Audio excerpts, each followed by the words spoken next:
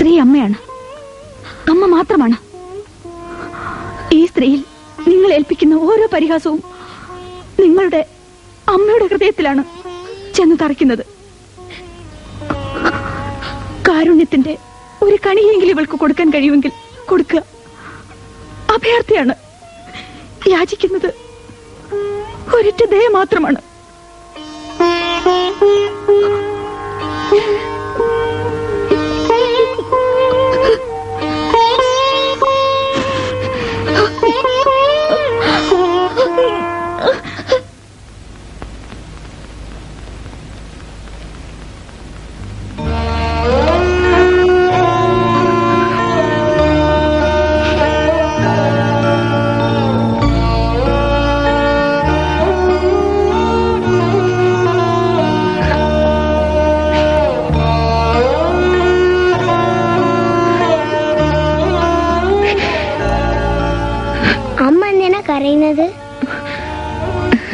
ഒന്നുമില്ല മോനെ.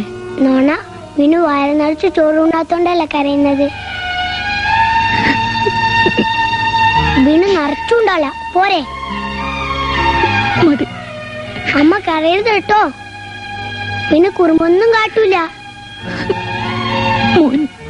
അമ്മയെ തനിച്ചാക്കി പോവോ? എങ്ങോട്ട്? എങ്ങോട്ടെങ്കിലും.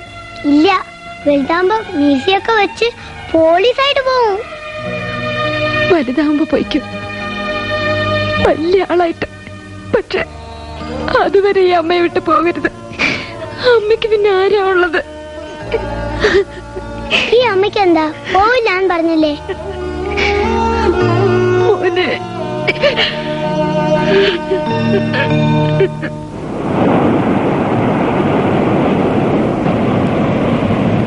വിമല വല്ലതും പറഞ്ഞു നിന്നോട്? എന്തേ? ഒക്ടോബർ 14 വിനുവിന് 5 വയസ്സ് തികയാണ്. പിന്നെ അവരവനെ കൊണ്ടുപോകും. അവൻ പോയാൽ ഏറെ വിരസമാവുക എന്റെ ദിവസങ്ങളാണ്. വല്ലാത്തൊരാശ്വാസമായിരുന്നു ആ കുട്ടി.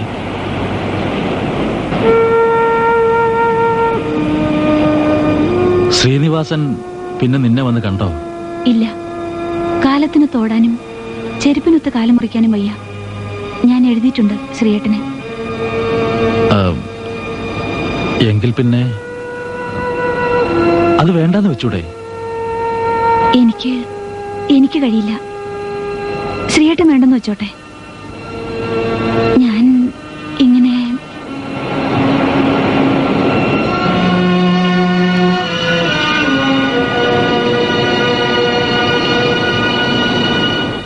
വിവാഹമോചനം അത്ര ഈസിയൊന്നുമല്ല. അതിന് ചില ഗ്രൗണ്ട്സ് ഒക്കെ ഉണ്ട്. എന്നാലേ കേസ് ഫയൽ സ്വീകരിക്കുള്ളൂ. അവൾ റേപ്പ് ചെയ്യപ്പെട്ടവളാണ്. ആ ഗ്രൗണ്ടിൽ കേസ് ഫയൽ ചെയ്യണം. റേപ്പ് വിവാഹമോചനം ആവശ്യപ്പെടാനുള്ള ഒരു കാരണമല്ല. ഒരു കാര്യം ചെയ്യാം. അവൾ നിരന്തരമായി പല പുരുഷന്മാരുമായി ബന്ധപ്പെട്ടിരുന്നു. അത് വേണ്ട. അത് അവൾ അങ്ങനെ ആയിരുന്നില്ല. ആദ്യം തീരുമാനിക്കേണ്ട വിവാഹമോചനം വേണമെന്നാണ്. വേണം. എങ്കിൽ ഈ വക്കാലത്ത് നോപ്പിട്ട് തന്നെ ബാക്കി കാര്യം ഞാൻ ഏറ്റു. Do it.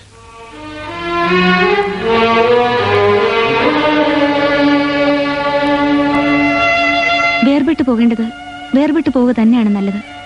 അതാണ് ആശ്വാസം. അല്ലെങ്കിൽ അതെന്നും നമ്മുടെ ദുഃഖമായി തീരും. എന്റെ കുഞ്ഞ് അച്ഛനില്ലാത്ത കുഞ്ഞായി വളരേണ്ടി വരില്ലേ? അച്ഛനില്ലാത്ത കുഞ്ഞായി ജനിച്ചാൽ അവൻ വളരില്ലേ? അവനെ വളർത്താനുള്ള മനസ്സ് നിനക്കില്ലേ? പക്ഷെ എന്റെ അവസ്ഥ ഒരമ്മയ്ക്ക് ഉണ്ടായിട്ടുണ്ടാവില്ല. ആ നശിച്ച ദിവസത്തിന്റെ സന്തതിയായിട്ട് ചിലരെങ്കിലും അവനെ പരിഹസിക്കില്ലേ? നീ ഭയപ്പെടണ്ട. ഈ നോട്ടീസ് അഡ്വക്കേറ്റ് ബിനോയ് ചാണ്ടിയുടെ ഒരു വിവരക്കേട് മാത്രമാണ്. ഈ സ്ത്രീ സ്വഭാവശുദ്ധി ഇല്ലാത്തവളാണ്. വിവാഹത്തിന് മുമ്പും അതിനുശേഷവും ഇവർക്ക് മറ്റു പല പുരുഷന്മാരുമായി ബന്ധമുണ്ടായിരുന്നു. അത്തരം ഹീനമായ ബന്ധങ്ങൾ മേലാൽ ആവർത്തിക്കരുതെന്ന് പ്രാവശ്യം എന്റെ കക്ഷി താക്കീത് നൽകിയിട്ടുള്ളതാണ്. പക്ഷേ ഇവരത് ചെവിക്കൊണ്ടില്ല. അതുകൊണ്ട് തന്നെ എന്റെ കക്ഷിയുടെ ദാമ്പത്യ ജീവിതം നരകതുല്യമായിരുന്നു. കഴിഞ്ഞ 2 വർഷമായി എന്റെ കക്ഷി അനുഭവിച്ചു പോന്ന മാനഹാനിയും ആത്മസംഘർഷവും ബഹുമാനപ്പെട്ട കോടതി കണക്കിലെടുക്കേണ്ടതാണ്. ഹോട്ടലിൽ വെച്ചുണ്ടായി എന്ന് പറയപ്പെടുന്ന സംഭവം കെട്ടിച്ചമച്ചൊരു കഥയാണ്. ആ കേസിലെ പ്രതികളുമായി മുമ്പ് ഇവർക്ക് രഹസ്യബന്ധമുണ്ടായിരുന്നു. വേഴ്ച കയ്യോടെ പിടികൂടിയപ്പോൾ രക്ഷപ്പെടാൻ ഇവർ നടത്തിയൊരു നാടകമാണ് ബലാത്സംഗ കഥയും ആത്മഹത്യാസംഭവവും. എന്റെ കക്ഷി സമൂഹത്തിലെ സമാരാധ്യനും മാന്യനുമായ ഒരു ഉന്നത വ്യക്തിയാണ്. വ്യഭിചാരിണിയായ ഈ സ്ത്രീയുമായുള്ള ബന്ധം വേർപെടുത്തി കിട്ടേണ്ടത് തികച്ചും ന്യായമായ ഒരാവശ്യമാണ്. ബഹുമാനപ്പെട്ട കോടതി ഇതിൽ എന്റെ കക്ഷിക്ക് അനുകൂലമായ തീരുമാനമെടുത്ത് മേൽ നടപടികൾ സ്വീകരിക്കണമെന്ന് താഴ്മയായി അപേക്ഷിക്കുന്നു. യുവർ ഓണർ, എന്റെ സുഹൃത്ത് അഡ്വക്കേറ്റ് ബിനോയ് ചാണ്ടി ഈ സ്ത്രീയെ പങ്കിലയായി ചിത്രീകരിക്കാൻ വളരെ ശ്രമിച്ചു. ഏകദേശം 1 മണിക്കൂറോളം ചിലച്ചു അദ്ദേഹം. പക്ഷെ അതെല്ലാം വെറും തെരുവ് പിള്ളേരുടെ പരദൂഷണം പോലെ വില കുറഞ്ഞതായിപ്പോയി. വ്യക്തിപരമായ ആക്ഷേപമാണിത്. യുവർ ഓണർ, ഞാൻ തെരുവ് പിള്ളേരെയാണ് ആക്ഷേപിച്ചത്. അത് വ്യക്തിപരമായി തോന്നിയെങ്കിൽ എന്റെ കുറ്റമല്ല. Please you come to the point. Yes your honour. Museum police 321/87 എന്ന നമ്പറിൽ ഒരു കേസ് വിചാരണ നടന്നുകൊണ്ടിരിക്കുകയാണ്. ഈ സ്ത്രീയെ ക്രൂരമായി ബലാത്സംഗം ചെയ്തു എന്നതാണ് കേസ്. ഈ കേസിൽ ഇവരുടെ ഭർത്താവായ മിസ്റ്റർ രവീന്ദ്രനാഥ് 3ാം സാക്ഷിയുമാണ്.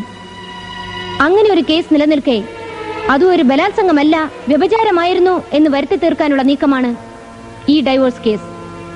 ഈ കേസിന്റെ ശക്തി കുറയ്ക്കാനും പ്രതികളെ രക്ഷപ്പെടുത്താനും വേണ്ടിയാണ് ഈ സ്ത്രീയെ വ്യഭിചാരിണിയായി ചിത്രീകരിച്ചിരിക്കുന്നത്. പക്ഷേ ഇവിടെ മിസ്റ്റർ രവീന്ദ്രനാഥിന്റെ ഉദ്ദേശം ഹീനവും ക്രൂരവുമാണ്. ബലാത്സംഗം ചെയ്തു എന്ന കേസിൽ ഈ മനുഷ്യന് പരോക്ഷമായി പങ്കുണ്ട്. തന്റെ ഏതോ കാര്യലാഭത്തിന് വേണ്ടി ഈ മാന്യൻ സ്വന്തം ഭാര്യയെ അറിഞ്ഞുകൊണ്ട് പ്രതികൾക്ക് ബന്ധപ്പെടുത്തുകയായിരുന്നു. വ്യക്തമായി പറഞ്ഞാൽ പിമ്പിംഗ്.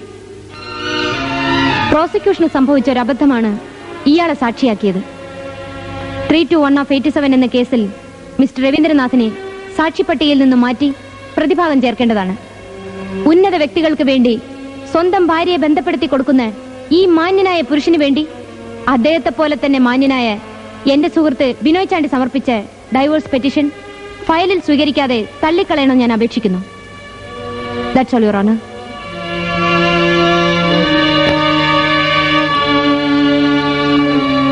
ഈ ഡൈവോഴ്സ് പെറ്റീഷൻ ഫയലിൽ സ്വീകരിക്കാതെ തള്ളിക്കളഞ്ഞിരിക്കുന്നു. നിങ്ങളെപ്പോലെ എല്ലാവരും വിട്ടിലാണെന്ന് വിചാരിക്കരുത്. ഡൈവോഴ്സ് പെറ്റീഷൻ നിങ്ങൾ കാണിച്ചത് ആന മണ്ടത്തരമാണ്. കോടതിയിൽ വെച്ച് എന്റെ തൊലി ഉരിച്ചില്ലേ അവൾ. മണിമംഗലത്ത് രവീന്ദ്രനാഥ് വെറും ഒരു പിമ്പാണെന്ന്. കോടതിയിൽ അങ്ങനെയുള്ള പരാമർശങ്ങൾ ഉണ്ടായെന്നിരിക്കും, അതത്ര സാരമാക്കാനില്ല എന്ന് നിങ്ങൾക്ക് പറയാം. ഞാനാണ് അനുഭവിച്ചത്. ഇനിയിപ്പോ ഞാൻ പ്രതിക്കൂട്ടി നിൽക്കേണ്ടി വരും. ഇപ്പോ അതെ MC പെറ്റീഷൻ. അതൊക്കെ അവളുടെ വ്യാമോഹമാണ്. ഈ MC പെറ്റീഷൻ ഉണ്ടല്ലോ, അത് അവളുടെ പരാജയമാണ്. അവൾ അയച്ചിരിക്കുന്ന ഈ മെയിന്റനൻസ് കേസിന് എന്തെങ്കിലും ചെയ്യാൻ പറ്റുമോ? അവളെ സംരക്ഷിക്കാനും ജീവിതകാലം മുഴുവൻ കുട്ടിയുടെ ചെലവും സ്വത്തിന്റെ ഓഹരിയും കൊടുക്കാനും ഞാൻ സന്നദ്ധനല്ല. ഈ കേസ് അവൾ നമുക്ക് കിട്ടുമെന്നൊരു ചാട്ടവാറാണ്. എനിക്കിതൊരു കേസ് മാത്രമല്ല, വിമലയോടുള്ള വാശിയും കൂടെയാണ്. Rape is an accident. അതുകൊണ്ട് തന്നെ ഇവർ കാരുണ്യവും പരിചരണവും അർഹിക്കുന്നു. പക്ഷേ ഒരു ഭർത്താവിന്റെ സാമാന്യ ധാർമ്മിക ചുമതലകൾ പോലും നിറവേറ്റാതെ ഇയാൾ ഒഴിഞ്ഞു മാറുകയാണ്. ഗർഭിണിയായിരുന്നിട്ടുകൂടെ വളരെ ക്രൂരമായ രീതിയിൽ ആട്ടി പുറത്താക്കുകയാണ് ചെയ്തത്. തന്നെ സ്വീകരിക്കണമെന്നും തനിക്കും തന്റെ കുഞ്ഞിനും പരിചരണം നൽകണമെന്നും ഇവർ പല പ്രാവശ്യം കേണപേക്ഷിച്ചിട്ടും ഇയാൾ തയ്യാറായില്ല. 3 മാസം ഗർഭിണിയായ ഇവളുടെയും ഇവളുടെ ഉദരത്തിൽ വളരുന്ന ഇയാളുടെ കുഞ്ഞിന്റെയും പരിരക്ഷയും പരിചരണവും ഏറ്റെടുത്ത് ഇവളെ സ്വീകരിക്കാൻ ഉത്തരവിടണമെന്ന് ബഹുമാനപ്പെട്ട കോടതിയോട് അപേക്ഷിക്കുന്നു.